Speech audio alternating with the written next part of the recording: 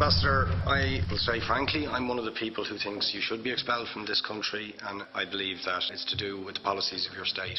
If I was Jewish and had never stepped foot in Israel, I could claim citizenship there tomorrow, but 6 million people whose origins are in what you now call Israel, who were forced out in 1947 or 48, do not have that right.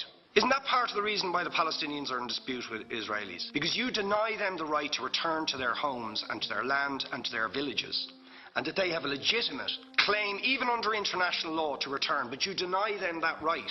Why do you deny them that right? And why do you give that right to other people who have no connection whatsoever with the land, whether you call it Israel or whether you call it Palestine? Why do you continue to seize land if you're serious about Oslo and the two-state solution, which under that agreement is land designated to be Palestinian land? 500,000 people, most of which has taken place since Oslo. You allow that to happen. Why do you allow it to happen if you're serious about giving this land to the Palestinians? It's absolutely extraordinary. Are you not just taking us, Ambassador, for idiots? That you can say with a straight face, we're serious about peace, but while we're serious about peace, we're going to seize Palestinian land. And you expect the Palestinians to just sit back and do nothing about that. Now, you know what the Palestinian people have been asking for. Far less even than some people would ask for. Because I believe the whole apartheid system should be dismantled. But what they've asked for is to lift the siege of Gaza. Just to lift the siege of Gaza. Let them have an airport. Let them have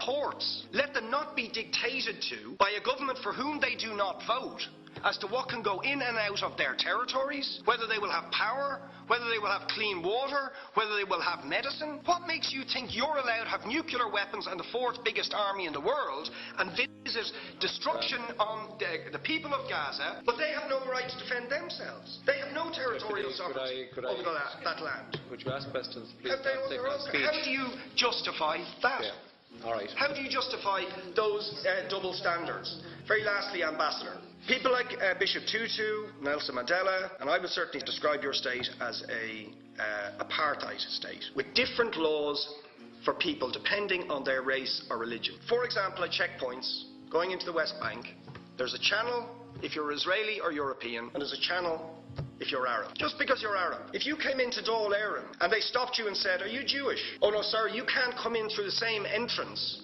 as Irish people or European people because you're Jewish. You would call that racism and apartheid. You practice that with your checkpoints and your military barriers and your apartheid wall. How can you justify